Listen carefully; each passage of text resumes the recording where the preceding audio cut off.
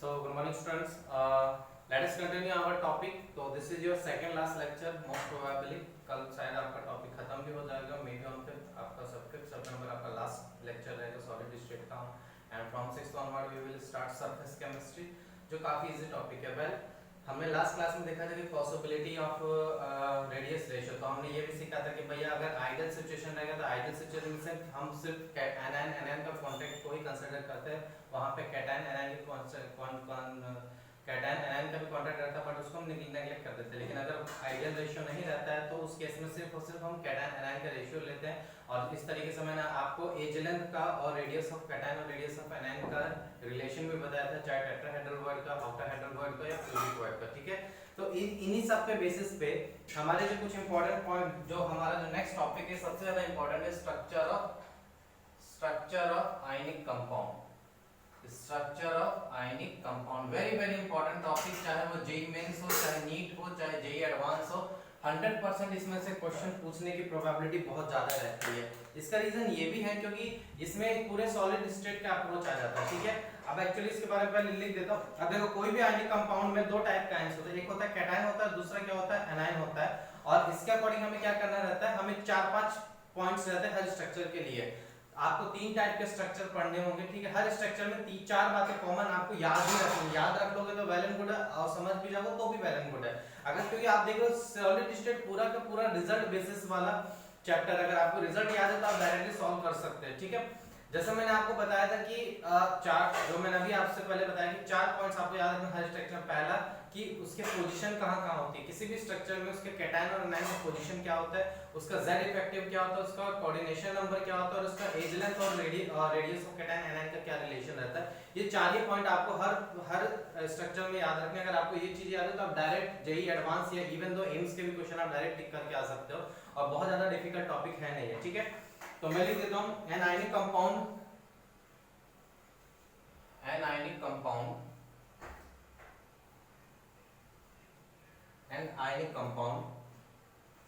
contain two type of ion, contain two type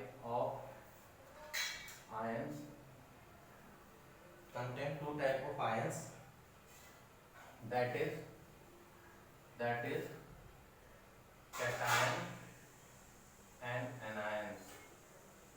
cation and anions.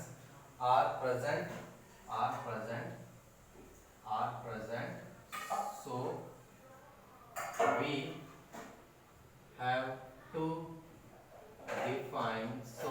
have to define coordination number of cations and anions separately. ठीक है, तो इसमें 3 point आपको याद रखने हैं. जैसे कोऑर्डिनेशन नंबर ऑफ कैटायन की बात करूं, कोऑर्डिनेशन नंबर ऑफ कैटायन मतलब कितने एनायंस को टच कर रहा है, या नियरेस्ट एनायन कौन सा होगा उसका. ठीक है, मतलब उसका नियरेस्ट एनायन की बात होगी. और अगर मैं बात करूं कोऑर्डिनेशन नंबर ऑफ एनायन, अगर मैं कोऑर्डिनेशन नंबर ऑफ एनायन की बात करूं तो उसमें क्या होगा, नियरेस्ट क्या हो जाएगा, कैटायन. ठीक है, और तीसरे पॉइंट की बात करूं.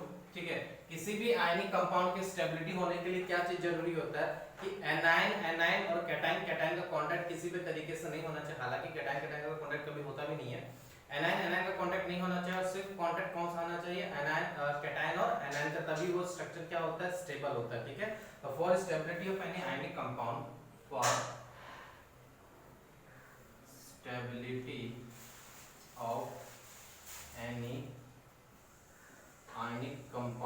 for stability of any ionic compound, cation anion contact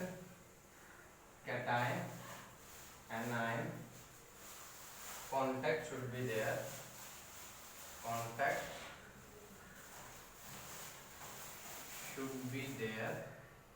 Cation anion contact should be there, and anion as well as anion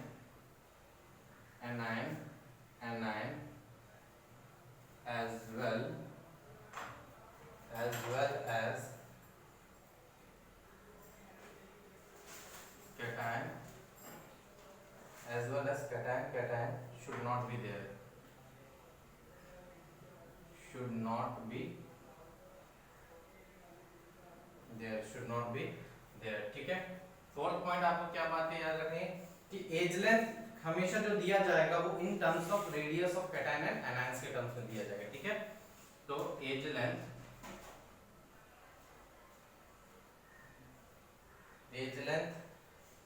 of cube will always be given in terms of cation and anion only, in terms of cation and anion only, in terms of radius of cation and anion, in terms of radius of cation and anion, in terms of radius of cation and anion, ठीक है। तो इसमें आपको तीन type के दो तीन type के स्ट्रक्चर पढ़ना है। पहला है AB type of structure, AB type of structure, ठीक है। AB टाइप ऑफ स्ट्रक्चर में आपको बेसिकली क्या होगा, A एंड B, ठीक है, A प्लस और B माइनस, मतलब ये कैटायन और एनायन 1:1 के क्या रहते हैं, रेशियो में रहते हैं। तो बस इनमें तीन टाइप के स्ट्रक्चर होते हैं, NaCl होता है, ठीक है, एक होता है CaCl होता है और एक होता है आपका ZnS होता है, ठीक है। ये आपके तीन टाइप के स्ट्रक्चर होते हैं और ये तीनों स्ट्रक्चर हमारे लिए बहुत ज्यादा इंपॉर्टेंट है, ठीक है। तो let us continue our first structure, that is nothing but NaCl structure, NaCl structure. तो गौरतलब की बात करूं, NaCl स्ट्रक्चर को हम क्या बोलते हैं, हैलाइड स्ट्रक्चर भी बोलते हैं। क्या बोलते हैं, हैलाइड स्ट्रक्चर, ठीक है। या इसको हम क्या बोलते हैं, रॉक सॉल्ट स्ट्रक्चर भी इसको बोला जाता है, या क्या बोला जाता है इसको, रॉक सॉल्ट स्ट्रक्चर। और ये बहुत इंपॉर्टेंट है, बहुत मतलब जितना वेरी बोल उतना वेरी इंपॉर्टेंट है, ठीक है। क्योंकि जनरली हमारे सिलेबस में सिर्फ क्यूब रहता है, ठीक है, तो हम उसके अकॉर्डिंग ही हमें चीजें पढ़ने रहती है। मैंने आपको क्या बोला, हर कंपाउंड में आपको 3-4 बातें याद रखनी कि इस कोई भी स्ट्रक्चर चाहे NaCl हो व्हाटएवर, सबसे पहले आपको ये समझना पड़ेगा कि इसमें कैटायन और एनायन एक क्यूब में कहां रहते हैं, ठीक है। उनके टोटल जेड इफेक्टिव कितना होता है, उनका Na+ का कोऑर्डिनेशन नंबर कितना होगा, Cl- का कोऑर्डिनेशन नंबर कितना होगा, और एज लेंथ क्या होगी R+ और R- के टर्म में। बस यही 4 बातें आपको याद रखनी है, ठीक है। तो आप कैसे पता करोगे कि Na+Cl- NaCl का स्ट्रक्चर किस टाइप का होगा। तो सबसे पहले हमने क्या देखा कि मुझे पता है R of Na+ और R of Cl-, क्योंकि पीरियोडिक टेबल से मुझे पता है रेडियस ऑफ Na+ और रेडियस ऑफ Cl- क्या होता है। तो जब इनका रेशियो लिया गया तो ये अप्रोक्सीमेटली 0.52 आया, 0.52 आया, जिसका मतलब ये रेडियस रेशियो किसको डिनोट करता है, ये रेडियस रेशियो ऑक्टाहेड्रल को डिनोट करता है। किसको डिनोट करता है, ऑक्टाहेड्रल। अब आपको याद होगा ऑक्टाहेड्रल 0.414 होता है आइडियली, बट ये आइडियली नहीं होगा। इसका मतलब ये क्या होगा, यहाँ पे सिर्फ और सिर्फ कैटायन और एनायन का कांटेक्ट होगा, ना कि एनायन का कांटेक्ट होगा, ठीक है। तो अब देखो दो बात है, Na+ छोटे साइज का, Cl- बड़े साइज का। तो सिंपल से बात याद रखना, तीनों स्ट्रक्चर में तीनों में एक बात कॉमन है। तीनों में क्या बात कॉमन है बेटा, कि जो भी कैटायन या एनायन बड़ा होगा, let's say anion almost obviously पता है एनायन हमेशा बड़ा रहता है, तो जो भी एनायन होगा वो कहां जाता है, CCP स्ट्रक्चर को फॉलो करता है। और कैटायन कहां जाता है, कैटायन हमेशा ऑक्टाहेड्रल बॉन्ड या टेट्राहेड्रल बॉन्ड में जाएगा। तो वो हम देख लेंगे यहाँ पे क्यों किसमें जाता है, ठीक है। तो मैं यहाँ लिख देता हूँ, हेंस इन rock salt structure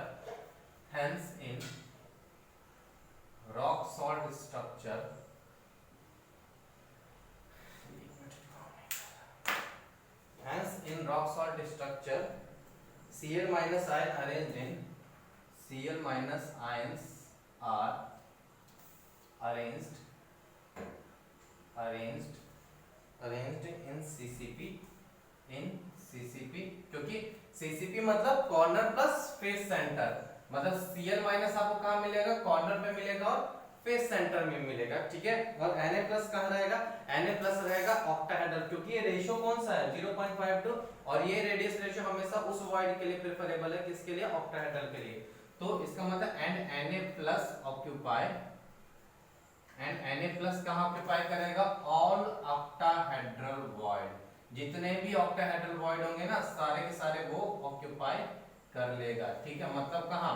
as centre plus body centre, edge centre plus body centre की बात करूं मैं। ठीक है, यहां तक चीज आपको समझ में आ रही होगी। ये मेरा पहला चीज है कि इसका पोजीशन Cl माइनस CCP चला जाएगा। ऑलमोस्ट तीनों स्ट्रक्चर में एक बात कॉमन है कि Cl माइनस कहां जाएगा? CCP में जाएगा। फिर से बोल रहा हूं CCP में जाएगा। ठीक है, सेकंड पॉइंट बात करो। अब बात करो नंबर ऑफ एटम्स की। ठीक है, तो अगर मैं बात करूं number of Cl minus ion, number of Cl minus ions कितने होंगे भैया? 8 तो कॉर्नर पे होंगे जिनका कंट्रीब्यूशन 1/8 होगा, प्लस 6 फेस सेंटर में होंगे जिनका कंट्रीब्यूशन कितना होगा? 1/2। तो टोटल कितने होंगे? 4 होंगे। ठीक है, नंबर ऑफ Na+ की बात करूं, नंबर ऑफ Na+ कितना होता है? अब edge centre plus body centre, मतलब 12 एज सेंटर होंगे जिनका कंट्रीब्यूशन 1/4 होगा, प्लस एक बॉडी सेंटर जिसका कंट्रीब्यूशन 1 होगा। तो ये भी कितने होंगे? 4 होंगे। ये भी कितने होंगे? 4 होंगे। इसका मतलब फॉर्मूला जो बात करूं मैं, फॉर्मूला यहाँ पे क्या हो जाएगा? NaCl 4:4, मतलब 1:1 का अगेन रेशियो है। तो अगर यहाँ पे मैं Z इफेक्टिव की बात करूं, देखो Z इफेक्टिव यहाँ पे क्या हो जाएगा? 4 हो जाएगा। अब यहाँ पे Z इफेक्टिव दूसरा था, वहां पे Z इफेक्टिव क्या कहलाता था? वहां पे Z इफेक्टिव कहलाता था number of atom per unit cell कहलाता था, बट यहाँ पे Z इफेक्टिव कहलाएगा number of formula unit per unit cell कहलाएगा। क्या कहते हैं? Number of formula unit per unit cell कहलाता है Z इफेक्टिव का मतलब। आई बात समझ में? तो Z इफेक्टिव कितना होता है? 4 होता है। ठीक है, तीसरी बात, ठीक है, एज लेंथ। ठीक है, अब देखो मैंने क्या बोला, यहाँ पे सिर्फ क्या कांटेक्ट रहेगा? एनायन और कैटायन का कांटेक्ट रहेगा। ठीक है, किसका कांटेक्ट रहेगा? एनायन और कैटायन का। ठीक है, तो इसको मैं ड्रॉ कर देता हूँ, यहाँ से आपको बेटर समझ में आएगा। और आप ऐसे भी समझो, क्योंकि Na+ का एज सेंटर में, Cl- कहाँ पे है? कॉर्नर पे। तो अगर मैं इस लाइन की बात करूं, ऊपर में इस लाइन की, आप ऐसे भी समझ लो, अगर ये लाइन आपको दिख रही है, कोई भी एक लाइन, ठीक है, कॉर्नर पे एक Cl- पूरा रेडियस Na+, तो twice of Ra Na+, R of Na+, तो ट्वाइस ऑफ Ra Na+ हो गया। उधर R of Cl-, इधर R of Cl-, तो क्या मैं एज लेंथ को लिख सकता हूं? A बराबर twice of R of Na+ plus R of Cl-। ठीक है, ये हुआ। चौथा चीज आपको इसके कोऑर्डिनेशन नंबर को डिफाइन करना है कि Na+ और Cl- का कोऑर्डिनेशन नंबर क्या होता है। तो सिंपल सी बात, हम एक बात करो, एक मिनट रुको।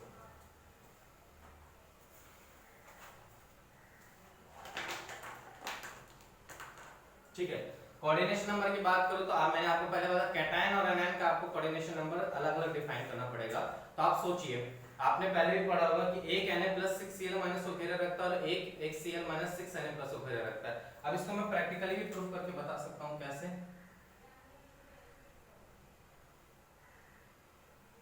वही एक क्यूब को जो 8 तरीके से हम डिवाइड करते थे ना, वही तरीका यहाँ पे भी अपनाएंगे।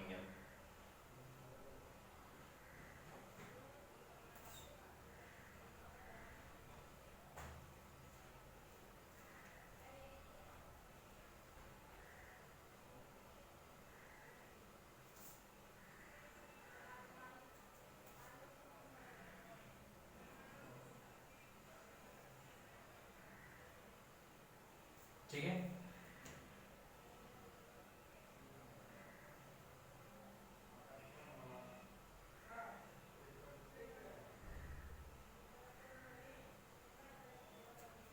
ठीक है, ये कैसे हो गया?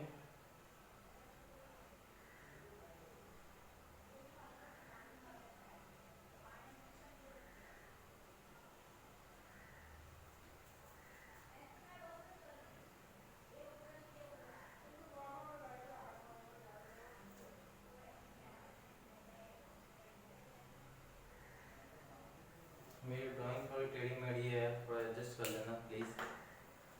रिक्वेस्ट ऑल ऑफ यू, आप अच्छे से ड्रॉ करो। ठीक है, इस सेंटर को इस सेंटर से अगर मैंने मिलाया, ठीक है, इस सेंटर को मैंने इस सेंटर से मिलाया, ठीक है, और इस सेंटर को मैंने,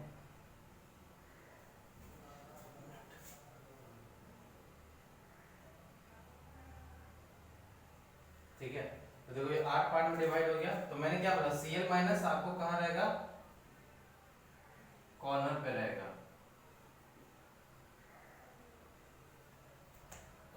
कॉर्नर पे Cl माइनस रख दिया। अब दूसरा क्या रहेगा, फेस सेंटर में रहेगा, एक Cl माइनस यहाँ, एक Cl माइनस यहाँ, एक Cl माइनस यहाँ, एक Cl माइनस यहाँ, ठीक है, एक Cl माइनस यहाँ और एक पीछे में रहेगा एक Cl माइनस यहाँ। तो Cl माइनस देख लो फेस सेंटर पे हो गया प्लस कॉर्नर पे हो गया। अब Na प्लस की बारी, Na प्लस एक यहाँ पे रहेगा, एक Na प्लस यहाँ पे रहेगा, एक Na प्लस यहाँ पे रहेगा, एक Na प्लस यहाँ रहेगा, एक Na प्लस यहाँ रहेगा। एज सेंटर पे बेसिकली आपको डिवाइड करने हैं। Na प्लस यहाँ रहेगा, Na प्लस यहाँ रहेगा, Na प्लस यहाँ रहेगा, Na प्लस यहाँ रहेगा, ठीक है। 3 4 1 2 1 2 3 4, एक Na प्लस यहाँ रहेगा, एक Na प्लस इसके पीछे रहेगा। तो आप देख लो एक Cl minus R of Cl minus R of Cl minus R twice of R of Na plus. तो एज लेंथ A बराबर कितना हो रहा है, देखो एज लेंथ A बराबर हो रहा है twice of R Na plus और Cl माइनस, ठीक है। कोऑर्डिनेशन नंबर बात करो, अगर मैं एक Cl माइनस की बात कर रहा हूं तो एक Cl माइनस कितने Na प्लस को टच कर रहा है, 1 2 3 4, एक Na प्लस यहां रहेगा बॉडी सेंटर में 5 और एक इधर टच करेगा 6, ऐसे बहुत सारे होंगे ना। तो वैसे ही एक Na प्लस कितने Cl माइनस को टच कर रहा है, एक Na प्लस यहां देखो 1 2 3 4 5 6। तो अगेन इसका कोऑर्डिनेशन नंबर कितना हो जाएगा, कोऑर्डिनेशन नंबर कितना हो जाएगा 6:6। इसका मतलब ये होगा कि एक Na प्लस 6 Cl माइनस को टच कर रहा है, एक Cl माइनस 6 Na प्लस को टच कर रहा है। तो इस तरीके से कोऑर्डिनेशन नंबर क्या होता है, डिफाइन होता है, ठीक है। चलो अब इसके एग्जांपल में एक बात और याद रखना, ठीक है। अब इस टाइप के स्ट्रक्चर कौन और शो करता है, तो याद रखना एक इंपॉर्टेंट पॉइंट के halides of K plus Rb plus, मतलब KCl RbCl, ठीक है, RbR NaI, ठीक है, NaBr, ऑलमोस्ट यही स्ट्रक्चर शो करते हैं। स्ट्रक्चर शो करने का मतलब कि एनायन कहां जाएगा, CCP में जाएगा और कैटायन कहां जाएगा, और cation will occupy all the octahedral void, ठीक है, will and as well as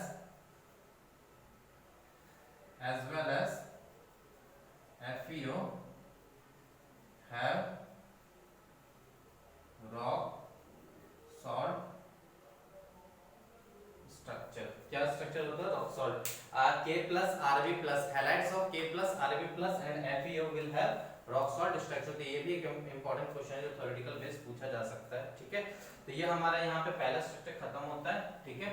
अब हम बढ़ते हैं अपने नेक्स्ट स्ट्रक्चर की तरफ। बस हर स्ट्रक्चर में आपको क्या याद रखना है कि उसके कैटायन एनायन की पोजीशन कहाँ पे है, ठीक है। इसका एज लेंथ क्या, एज लेंथ का क्या फॉर्मूला होता है, उसका कोऑर्डिनेशन नंबर कितना होता है, उसका number of formula unit per unit cell कितना होता है। बस यही 4-5 बातें आपको क्या करनी है, याद रखनी है आपको।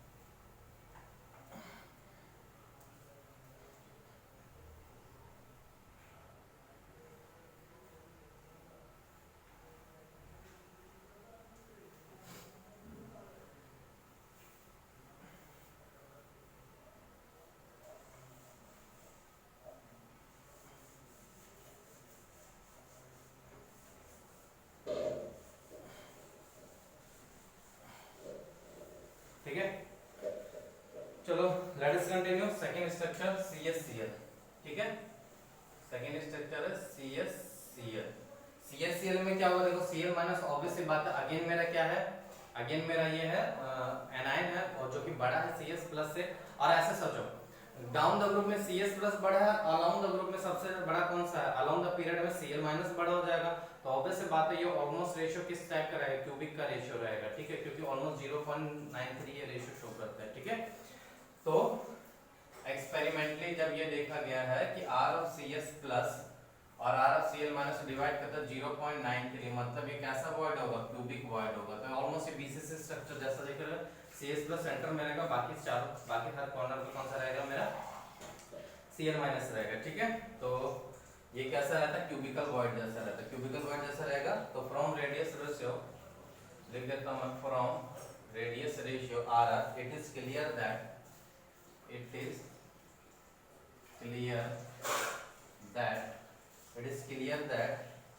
Cl minus present at the corner of unit cell, Cl minus are present at the corner of unit cell, Cl minus are present at the corner of unit cell, and Cs plus are present at body center and vice versa, उल्टा भी हो सकता है क्योंकि almost इनका ratio क्या रहता है, बराबर रहता है। तो हो सकता है Cl माइनस बीच में आ जाए, Cs प्लस कॉर्नर पे आ जाए, क्योंकि ठीक है यहाँ पे कुछ भी हम कर सकते हैं, ठीक है। ये पहला पॉइंट हुआ। सेकंड पॉइंट हुआ number of Cl minus ion, number of Cl minus ion कितना होगा भैया, यहाँ पे 8 कॉर्नर पे रहेगा इनटू 1/8 प्लस, ठीक है, मतलब यहाँ पे ऑलरेडी कितने हो गए, 1 होंगे, ठीक है। अगर मैं बात करूँ number of Cs plus, number of Cs plus कितना होता है, बॉडी सेंटर विद कंट्रीब्यूशन 1, तो ऑब्वियस बात है रेशियो मेरा क्या, फॉर्मूला क्या रहेगा मेरा, अगेन फॉर्मूला रहेगा मेरा Cs Cl 1:1 का रेशियो, और यहाँ पे Z भी कितना रहेगा, 1 रहेगा, ठीक है। Z मतलब ये 1, ठीक है, याद रखना है इस चीज को, ठीक है। अगर हम बात करो तीसरा पॉइंट एज लेंथ की, किसकी बात कर रहा हूँ मैं, एज लेंथ की। तो सिंपल सा बात है, एज लेंथ आप तभी डिफाइन कर सकते हो जहां पे एनायन कैटायन का कांटेक्ट हो। अब देखो अगर Cs प्लस यहाँ पर और Cl माइनस यहाँ पे, मतलब एक कैटायन एक anion along the body diagonal touch करेंगे, ठीक है। तो along the body diagonal touch करेंगे, इसका मतलब वैसे भी क्यूबिकल वॉइड में जो मैंने आपको दिया था, याद करें क्यूबिकल वॉइड का जो मैंने आपको फॉर्मूला दिया था वो था A बराबर 2/√3 r प्लस और r माइनस, ठीक है। ये क्यूबिकल वॉइड में क्योंकि along the body diagonally touch करते हैं, है ना। तो Cs plus ion at body centre, Cs plus ion at body centre, Cs plus ion at body centre and 2Cl minus ion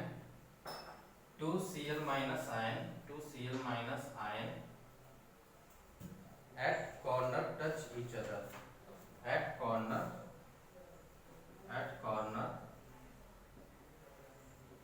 touch each other along body diagonal,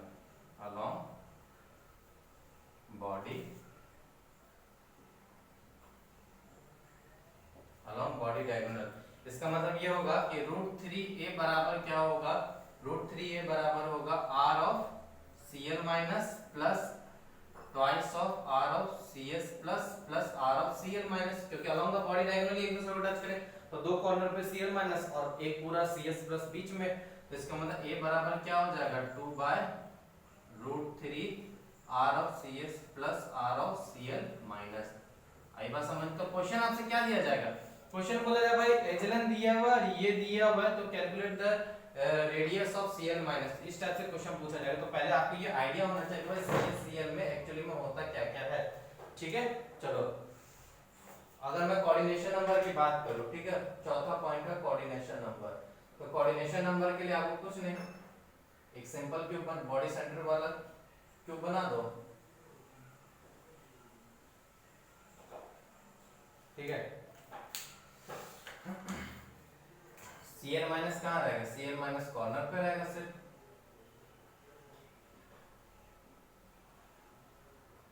और Cs plus कहाँ रहेगा, बीच में रहेगा।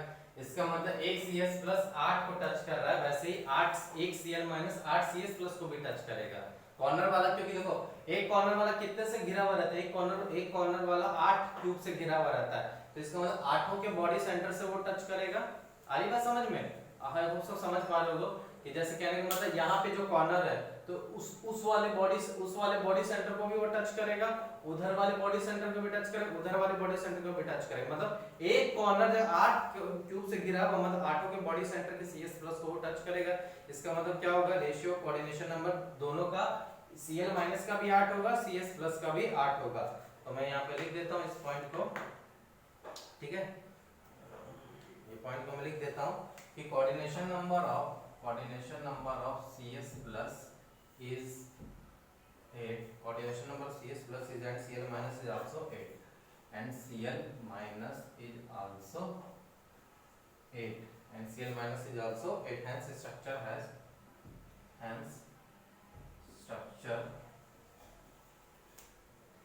has 8:8 coordination number, 8:8 coordination number. आई बात समझ में? इसका मतलब इसके एग्जांपल बहुत देखो, CSBR, ठीक है, CSBR, CSCL तो है ही वैसे, ठीक है, CSCL, CSBR have also this type of structure, have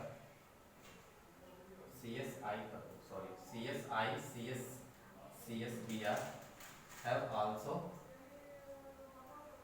this type of structure, ठीक है।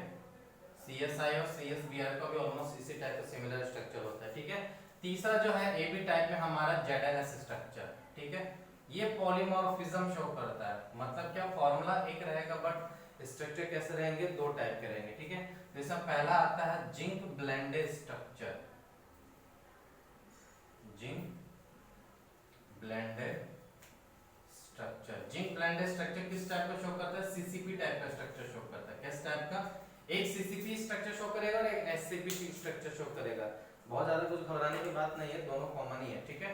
तो जिंक ब्लेंडेड स्ट्रक्चर में अब इसको कैसे पता किया गया, जब R ऑफ Zn+2 और R ऑफ S2 माइनस ये जब देखा गया तो ये अप्रोक्सीमेटली कितना आता है, 0.3 आता है। तो ये देता है टेट्राहेड्रल वर्ड। ये कौन सा रेशियो है, क्योंकि 0.225 मेरा क्या था, आइडियली टेट्राहेड्रल वर्ड का रेडियस रेशियो था, क्योंकि इससे ज्यादा तो आइडियली नहीं है। तो यहाँ पे सिर्फ अगेन कांटेक्ट किसका होगा, अगेन यहाँ पे कांटेक्ट होगा सिर्फ कैटायन और एनायन का। तो आपको समझ में आ रहा है S2 माइनस का ऑब्वियस बात है, साइज बहुत बड़ा है, तो S2 माइनस क्या ऑक्यूपाई करेगा, CCP पोजीशन ऑक्यूपाई करेगा, Zn2+ क्या ऑक्यूपाई करेगा, टेट्राहेड्रल वर्ड ऑक्यूपाई। बट यहाँ पे कहानी में थोड़ा ट्विस्ट है, तो ट्विस्ट क्या वो बता रहा हूँ, क्योंकि यहाँ पे इस रेडियस रेशियो से मुझे बस ये पता चलता है कि कैटायन की पोजीशन क्या होगी, क्योंकि ये एनायन तो हमेशा कहाँ जाएगा, CCP में जाएगा, कॉर्नर पे जाएगा ही जाएगा, ठीक है।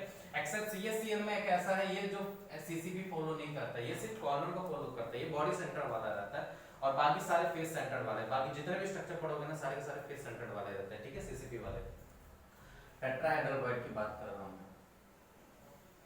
ठीक है। तो अगेन आपको पहली बात क्या पता चल रही है, देखो पहली बात ये पता, 0.3 आने का मतलब है कि S2 माइनस का साइड नोड बहुत बड़ा है, तो ऑब्वियस बात है वॉइड में तो नहीं जाएगा, ये कहां जाएगा, CCP पोजीशन में ऑक्यूपाई करेगा, ठीक है। तो सो इन ZNS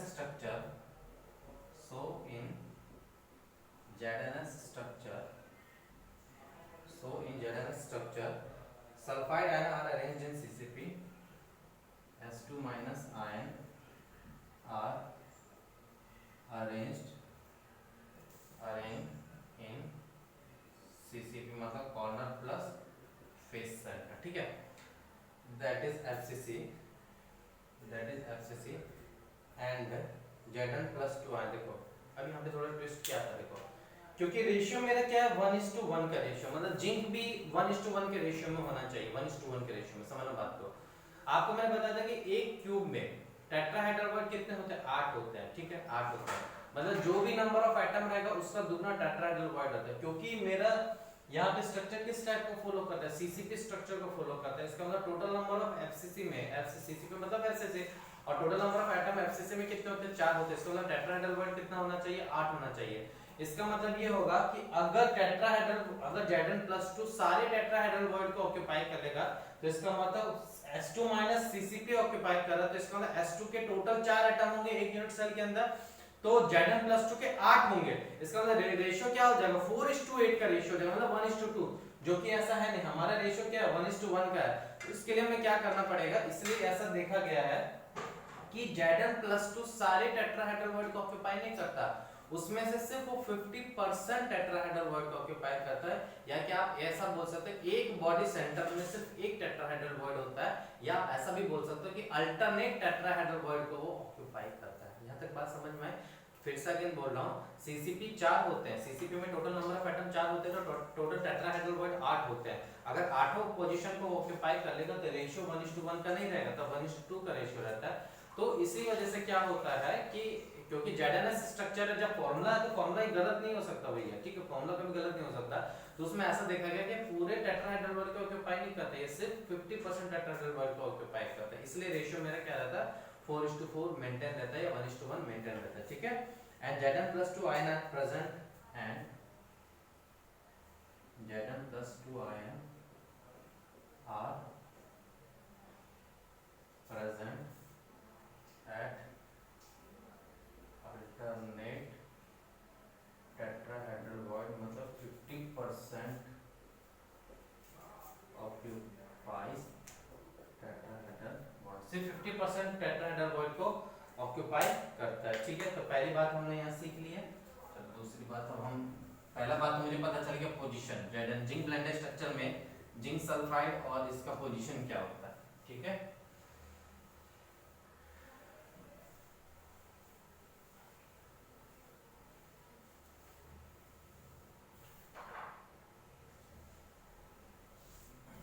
ठीक है, अगर मैं इसकी बात करूं नेक्स्ट पॉइंट की कि चलो पहला पॉइंट हुआ, सेकंड पॉइंट क्या है, number of S2 minus ion कितने होंगे, नंबर ऑफ S2 माइनस 8 तो कॉर्नर पे होंगे जिनका कंट्रीब्यूशन 1/8 होगा, प्लस 6 फेस सेंटर में होंगे जिनका कंट्रीब्यूशन 1/2 होगा, तो total number of S2 minus ion होंगे 4। नंबर ऑफ टेट्राहेड्रल वॉइड कितने होंगे, नंबर ऑफ टेट्राहेड्रल वॉइड होंगे मेरे पास 8, तो नंबर ऑफ Zn+2 कितना होगा, Zn+2 आयन, क्योंकि टेट्राहेड्रल वॉइड 8 होते हैं जिनका ये 50% ही ऑक्यूपाई करता है, 50% मतलब आधा, मतलब 4 Zn+2 होंगे। तो अगेन मेरा फॉर्मूला क्या हो जाएगा, मेरा फॉर्मूला हो जाएगा मेरा 4:4, मतलब Zn हो जाएगा, और Z इफेक्टिव कितना होगा, Z इफेक्टिव 4। तो देख रहे हो ए बी वाले स्ट्रक्चर में तीनों का Z effective number of formula per unit सिर्फ 4 ही है, चाहे आई बात समझ में, तो ये बहुत याद रखिएगा, ठीक है। तीसरे पॉइंट की बात करूंगा मैं एज लेंथ की। देखो क्योंकि अगर मान लो मेरा 0 एग्जैक्ट रेडियस रेशियो मेरा 0.225 आता, तो एग्जैक्ट टेट्राहेड्रल वॉइड आइडियली होता था सिर्फ anion का कांटेक्ट होता, लेकिन ये 0.225 से ज्यादा है, इसका मतलब ये आइडियली तो नहीं, यहाँ पे सिर्फ anion का कांटेक्ट होगा, तो इसका मतलब होगा कि Zn+2, ठीक है, और Cl S2- कहां टच करेंगे, along the body diagram, but कितने डिस्टेंस पे रहता है टेट्राहेड्रल वॉइड, √3/4 डिस्टेंस पे, याद है आपको, जो मैंने आपको समझाया भी था कि एक टेट्राहेड्रल वॉइड कॉर्नर से √3/4 डिस्टेंस पे रहता है, √3/4 डिस्टेंस पे। तो मैं क्या डायरेक्टली यहाँ पे लिख सकता हूँ एज लेंथ को, ठीक है, तो यहाँ पे मैं लिख सकता हूँ कि √3/4 टाइम्स ऑफ ए, ये किसके बराबर होगा, ये बराबर हो जाएगा R of Zn+2 plus R of S2 minus, इसका मतलब एज लेंथ बराबर क्या हो जाएगा 4/√3 R of Zn+2 plus R of S2 minus, ठीक है। ये चीज हमने पहले भी देख चुके थे, ठीक है,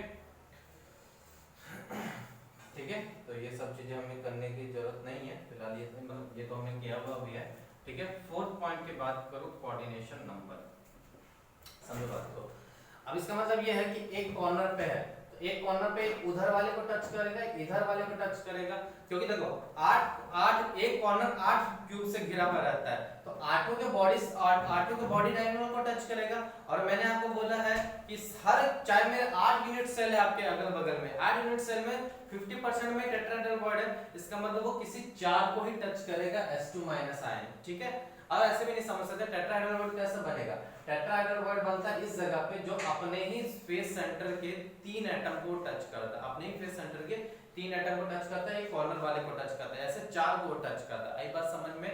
तो S2- का भी 4 कोऑर्डिनेशन नंबर होगा, और Zn+2 सॉरी हाँ S2- कितने को टच करेगा, माय मिस्टेक, फिर से माय मिस्टेक, एक मिनट रुको, पहले मैं बना ही देता हूँ, रुको आपको बेटर समझ में आएगा।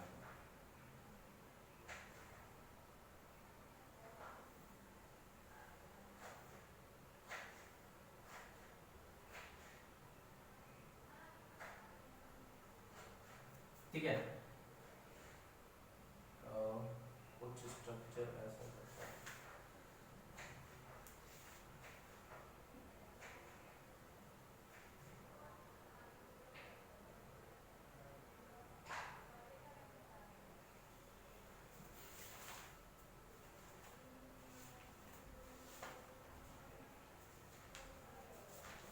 एक मिनट जस्ट का।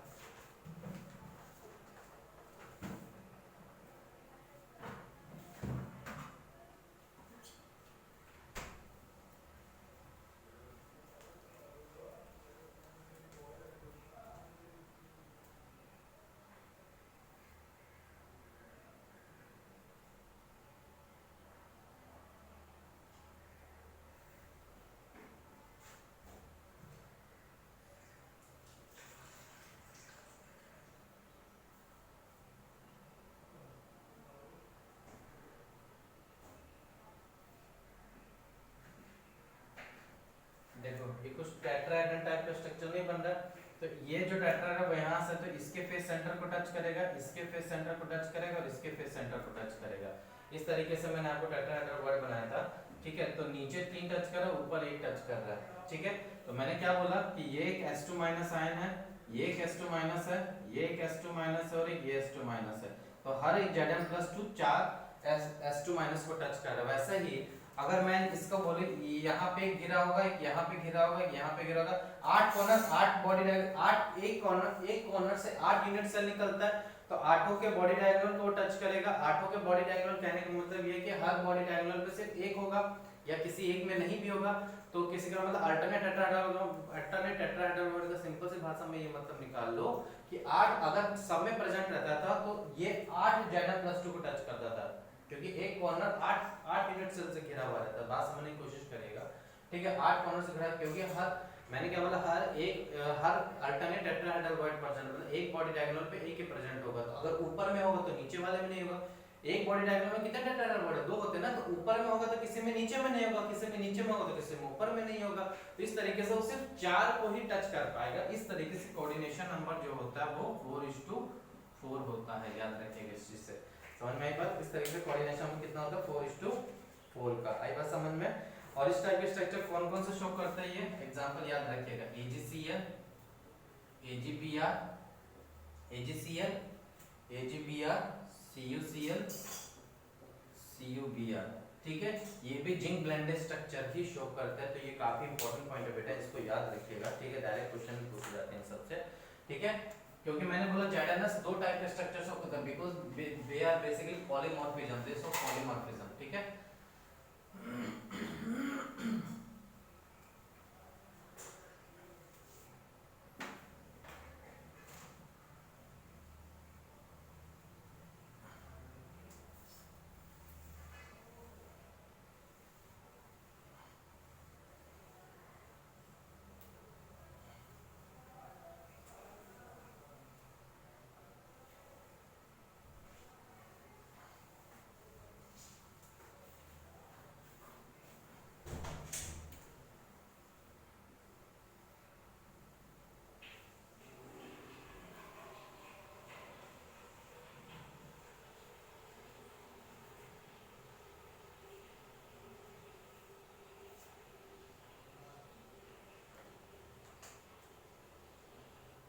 ठीक है, चलो अब इसमें जो हमारा नेक्स्ट टाइप का स्ट्रक्चर आता होता है उर्जाइट स्ट्रक्चर। उर्जाइट स्ट्रक्चर बोलते हैं। Zns का दो स्ट्रक्चर, मैंने क्या बोला Zns पॉलीमॉर्फिज्म शो करता है, ठीक है। फॉर्मूला एक रहेगा पर स्ट्रक्चर मैनी फॉर्म, ठीक है। बताया कि था मीनिंग ये SCP टाइप का स्ट्रक्चर होता है। मीनिंग एक ही है, वो CCP में अरेंजमेंट था, ये SCP में अरेंजमेंट था। अगेन S2 माइनस SCP को ऑक्यूपाई करेगा और Zn+2 again alternate tetrahedral word को ऑक्यूपाई करेगा। तो in this structure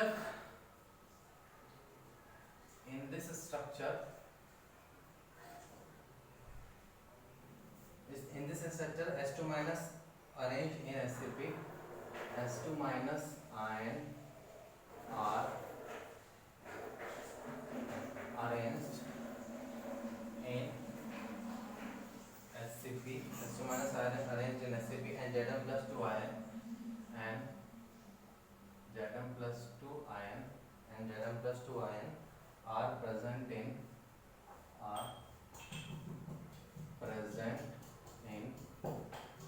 alternate tetrahedral bond, ठीक है। ये पहली बात हुई। सेकंड पॉइंट हमारा क्या होगा, नंबर ऑफ S2 माइनस। तो number of S2 minus 12 corner पे प्रेजेंट होता है, ये पहले बताया था, जिनका कंट्रीब्यूशन कितना होता है 1/6 होता है। ये कंट्रीब्यूशन कितना होता है 1/6 होता है। 2 फेस सेंटर पे होते हैं जिनका कॉन्ट्रीब्यूशन 1/2 होता है, plus 3 within unit cell होते हैं, 3 विद इन यूनिट सेल होते हैं, ठीक है। तो ऐसे कितने टोटल एटम होते हैं, ऐसे 6 एटम होते हैं, ठीक है। तो नंबर ऑफ टेट्राहेड्रल बॉन्ड कितने होने चाहिए, नंबर ऑफ टेट्राहेड्रल बॉन्ड होने चाहिए 12, क्योंकि जितने एटम होते हैं उसका दुगना नंबर ऑफ टेट्राहेड्रल बॉन्ड होता है। तो नंबर ऑफ Zn+2 कितने होंगे, नंबर ऑफ Zn+2 होंगे 1/2 into 12, तो दैट्स अगेन 6:6 का रेशियो हो जाएगा, ठीक है। इसका मतलब फार्मूला जो होगा मेरा, फार्मूला जो होता है वो ZnS होता है, ठीक है। तो Z इफेक्टिव कितना होता है, Z इफेक्टिव 4 ही रहेगा, याद रखना इस बात को, ये इंपॉर्टेंट पॉइंट है, ठीक है। ये एक्सेप्शन केस है, भले इनका ZnS 6:6 आ रहा है, लेकिन इनका Z इफेक्टिव एक फार्मूला यूनिट सेल में कितने प्रेजेंट होते हैं, 4 ही प्रेजेंट होते हैं, ये बात समझ में, ठीक है। सेम अब दो बातें याद रखना, ठीक है। अगर मान लो मैंने ऐसे क्वेश्चन पूछा कि मान लो अगर एक ही स्ट्रक्चर, एक ही कंपाउंड दो स्ट्रक्चर शो करता है, एक एससीपी शो करता है, याद रखना ये एक्सेप्शन है बेटा, ठीक है, ये एक्सपेरिमेंटली फाउंड है, भले इनका नंबर ऑफ एटम 6:6 है। वहां पे क्या था, वहां पे 4 वहां पे सबका 4:4 जो भी नंबर आता था उसी के अकॉर्डिंग इफेक्टिव हम लिखते थे, ठीक है। याद है आपको NaCl में कितना आ रहा था, 1:1 आ रहा था, 4:4 आ रहा था, और यहाँ पे CaCl में कितना आ रहा था, CaCl में भी उसी तरीके से आ रहा था, A 1:1 का आ रहा था, और ZnS में 4:4, तो Z इफेक्टिव उसी के अकॉर्डिंग हम लिखते थे। बट आप यहाँ पे बात समझो थोड़ा ध्यान से कि यहाँ पे 6:6 है, मतलब Z इफेक्टिव एक्चुअली में 6 आना चाहिए, बट एक्सेप्शन है ये, तो यहाँ पे 4 आता है, ठीक है। माय क्वेश्चन यहाँ पे नोट इंपॉर्टेंट पॉइंट क्या कराना चाहता हूँ, अगर मान लो किसी कंपाउंड दो टाइप के स्ट्रक्चर शो करता है, या दो टाइप के पॉलीमॉर्फिज्म्स, मतलब दो टाइप के फॉर्मूला नहीं बोल सकता, बेसिकली आप बोल सकते हो कि क्रिस्टलाइजेस, दो टाइप के क्रिस्टलाइजेस होगा, एक एससीपी और सीसीपी, तो इनकी डेंसिटी अलग अलग होनी चाहिए, क्योंकि नंबर ऑफ एटम अलग अलग नहीं, डेंसिटी हमेशा क्या रहती है, सेम रहती है। कैसे वो मैं आपको प्रूफ करके बता दूंगा, पहले लिख देता हूं, if the same compound, if the same compound crystallizes in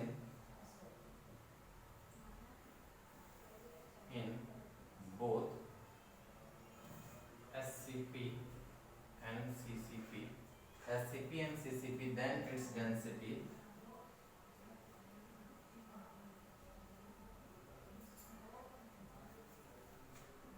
remain same, density क्या रहती है, remain same, क्यों, समझो बात को, Z into A by Na into A cube, ठीक है।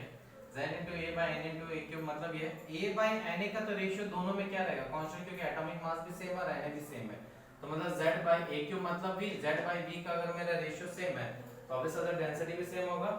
तो इसका मतलब अगर मैं CCP की बात करूं, CCP में Z तो कितना है 4 है, और वॉल्यूम कितना हो जाएगा आपका, वॉल्यूम A क्यूब है, वॉल्यूम A क्यूब है, और CCP में A को मैं क्या लिख सकता हूँ, 2√2 R क्यूब, ऐसा मैं लिख सकता हूँ। उसका मतलब क्या हो जाएगा, 16√2 R क्यूब हो जाएगा। इसका मतलब Z by B का रेशियो अगर मैं देखूँ, Z by B का रेशियो हो जाएगा 16√2 R क्यूब, मतलब ये कितना हो जाएगा 1/4√2 R क्यूब हो जाएगा, ठीक है। ये CCP में हुआ। अगर मैं SCP की बात करूँ, SCP में अगेन मेरा Z कितना हो जाएगा, Z मेरा अगेन आ जाएगा 6, सॉरी Z, अरे माय मिस्टेक है, सॉरी यार, इसका एक्सेप्शन नहीं है, दूसरे में एक्सेप्शन, माय मिस्टेक है, Z इफेक्टिव 6 हो जाएगा इसका, ठीक है, my mistake, sorry my mistake, इसका Z इफेक्टिव क्या होगा 6 होगा, ठीक है, Z इफेक्टिव 6 हो जाएगा।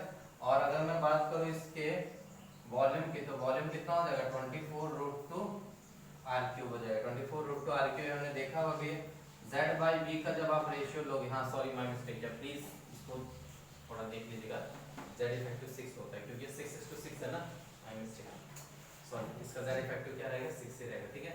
तो Z by B का अगेन रेशियो क्या हो जाएगा 6/24√2 R क्यूब, तो अगेन ये क्या हो जाएगा 1/4√2 R क्यूब। तो देख रहे हो दोनों में Z by B का रेशियो सेम है, दैट्स व्हाई डेंसिटी भी क्या रहेगी, सेम रहेगी। तो ये हमारा पहला टाइप का स्ट्रक्चर था, AB टाइप ऑफ स्ट्रक्चर जो हमने कवर कर दिया। नेक्स्ट हमारा जो स्ट्रक्चर है वो है मेरा A2B और AB2 टाइप ऑफ स्ट्रक्चर, ठीक है।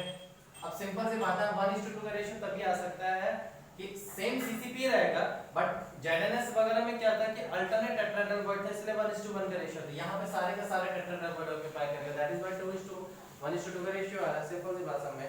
ठीक है, तो इसमें दो टाइप के AB2, मतलब ये होगा A का रेशियो 1 होगा और B का रेशियो 2 होगा, और A2B मतलब क्या होगा, A तो 2 होगी और B हमेशा क्या होगा, 1 होगा। ठीक है, इसका एग्जांपल होता है CaF2 और इसका एग्जांपल होता है Na2O।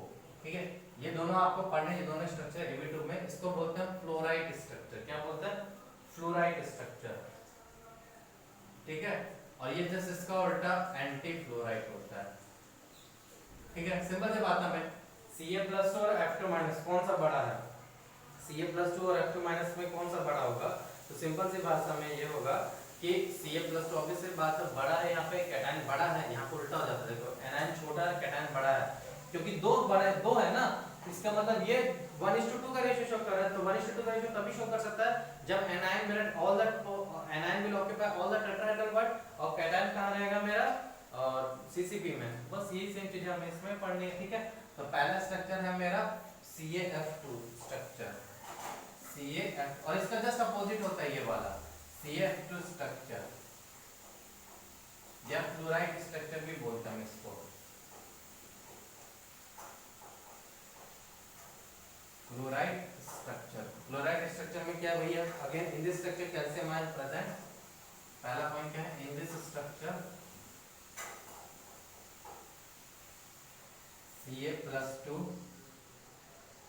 ऑक्यूपाई CCP, मतलब corner plus face centre, and F2- ion occupy all tetrahedral word, सारे के सारे टेट्राहेड्रल वर्ड को क्या कर लेगा, ये ऑक्यूपाई कर लेगा। ठीक है, सेकंड बात क्या आती है, number of Ca+2 ion, number of Ca+2 ion कितना होगा, 8 कॉर्नर जिनका कंट्रीब्यूशन 1/8 प्लस 6 फेस सेंटर जिसका कंट्रीब्यूशन 1/2, तो ये कितना हो जाएंगे, टोटल 4 हो जाएंगे। ठीक है, तो number of fluoride ion, number of fluoride ion कितने होंगे, 8 होंगे, 4 2 जा 8 होगा, जिसका कंट्रीब्यूशन 1/8, तो मतलब 4:8 का रेशियो रहेगा। क्या रहेगा, 4:8 का रेशियो, क्योंकि टेट्राहेड्रल वर्ड इसके दुगना होता है, जो जितने नंबर ऑफ टेट्राहेड्रल वर्ड होते हैं नंबर ऑफ फ्लोराइड आयन होंगे, तो फ्लोराइड देखो अगेन 1:2 का रेशियो है, इसका मतलब फॉर्मूला आपका क्या आ जाएगा, 4:8, मतलब 1:2 CaF2।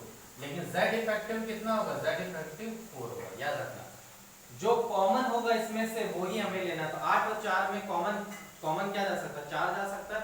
ठीक है, तो इसलिए जो कॉमन निकल रहा है वही हम ले सकते हैं, तो Z इफेक्टिव क्या होगा, 4 होगा। ठीक है, अगेन मैं एज लेंथ की बात करूं, तीसरा पॉइंट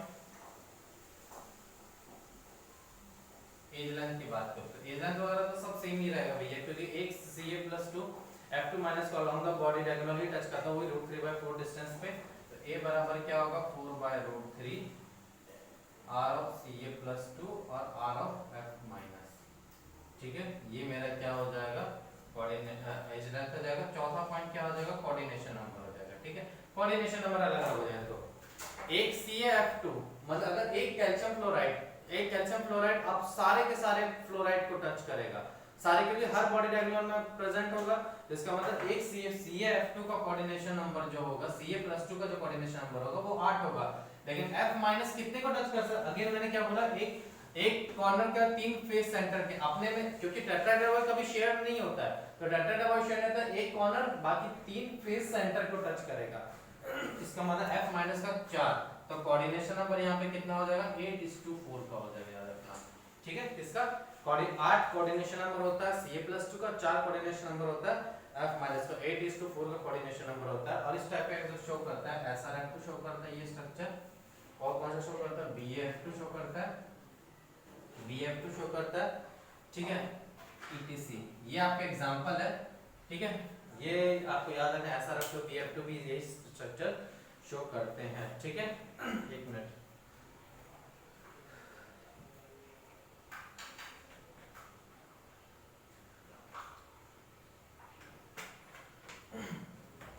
ठीक है, अगेन हम लास्ट स्ट्रक्चर की बात करेंगे।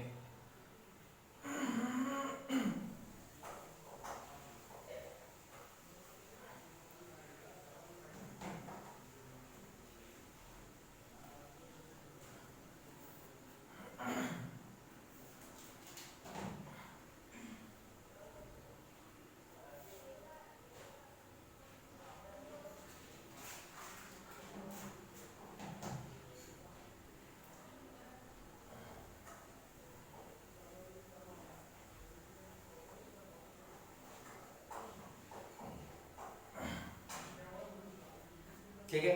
चलो अगर मैं नेक्स्ट स्ट्रक्चर की बात करूं, मेरा वो है एंटी फ्लोराइड स्ट्रक्चर Na2O, इसको हम क्या बोलते हैं, anti fluoride structure.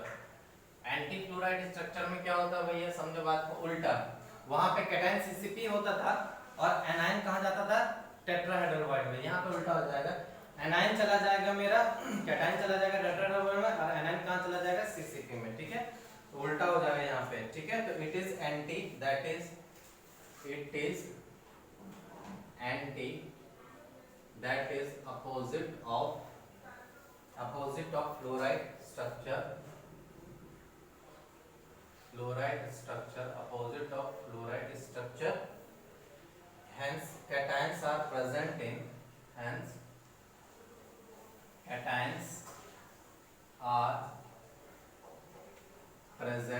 in all tetrahedral bond, present in all tetrahedral bond, and anions are arranged in CCP। ठीक है, एनायंस कहाँ है, अरेंज इन CCP है। ठीक है, ये पहला पॉइंट हुआ मेरा। सेकंड पॉइंट क्या होगा, number of O2 minus ion कितने हो जाएंगे, क्योंकि एनायंस वहां पे है तो 8 कॉर्नर अगेन जिनका कंट्रीब्यूशन 1/8 प्लस 6 स्पेस सेंटर जिनका कंट्रीब्यूशन 1/2, टोटल कितना हो जाएंगे, 4 हो जाएंगे। तो नंबर ऑफ टेट्राहेड्रल बॉन्ड कितना हो जाएगा, नंबर ऑफ टेट्राहेड्रल बॉन्ड है 4 × 2 मतलब 8। इसका मतलब number of Na plus ion कितना हो जाएगा, 8 हो जाएगा। ठीक है, number of Na plus ion कितना हो जाएगा, 8 हो जाएगा, जिसका फॉर्मूला अगेन क्या हो जाएगा, Na2O, लेकिन Z इफेक्टिव अगेन मेरा कितना रहेगा, कॉमन रहेगा 4। ठीक है, तो ये मेरा हुआ सेकंड पॉइंट। तीसरा पॉइंट क्या हो जाएगा मेरा, एज लेंथ हो जाएगा। ठीक है, एज लेंथ अगेन सेम चीज है, एज लेंथ बराबर क्या होगा, 4/√3, क्योंकि along the body diagonally touch करेंगे एट द डिस्टेंस ऑफ √3/4, क्योंकि वहीं पे टेट्राहेड्रल बॉन्ड होता है, तो मतलब R ऑफ Na प्लस और R ऑफ O2 माइनस। ठीक है, ये मेरा क्या होगा, edge length of radius of cation of anion होगा। ठीक है, फोर्थ पॉइंट कोऑर्डिनेशन नंबर, अब उल्टा हो जाएगा यहाँ पे। ठीक है, कोऑर्डिनेशन नंबर वहां 8:4 है, यहाँ पे कोऑर्डिनेशन नंबर 4:8 हो जाएगा, बस फर्क कितना है, तो उल्टा होता है जस्ट। अब उल्टा होने का मतलब O2 माइनस कहाँ है, यहाँ पे। O2 माइनस कितने को टच करेगा, O2 माइनस टच करेगा 8 Na प्लस को, लेकिन Na प्लस कितने को टच करेगा, Na प्लस 4 ही O2 माइनस को टच करेगा, तो that's why this is known as 4:8 coordination number. ठीक है, तो यहाँ तक आपको चीजें समझ में आ गई होंगी। ठीक है,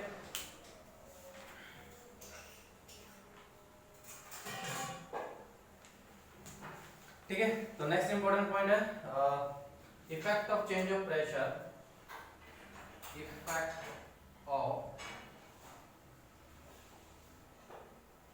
change of pressure and temperature,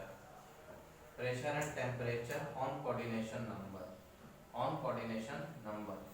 आखिर प्रेशर और चेंज का टेम्परेचर का क्या इफेक्ट होता है, देखो प्रेशर का अगर मैं इफेक्ट की बात करूं, ठीक है, समझो बात को, अगर आपने किसी चीज पे प्रेस किया तो एटम्स क्या हो जाएंगे, पास आ जाएंगे, दबा रहे हो किसी चीज को तो एटम्स क्या होंगे, पास आ जाएंगे। इसका मतलब कोऑर्डिनेशन नंबर प्रेशर बढ़ाने से इंक्रीज होता है, और टेम्परेचर आप बढ़ा रहे हो तो इसका मतलब सॉलिड लिक्विड में कन्वर्ट होता जाएगा या मेल्ट होने लगेगा, तो एटम्स क्या हो जाएंगे, दूर हो जाएंगे। इसका मतलब जो भी पहले कोऑर्डिनेशन नंबर हो वो घट जाएगा। ठीक है, तो याद रखना प्रेशर बढ़ाने से मॉलिक्यूल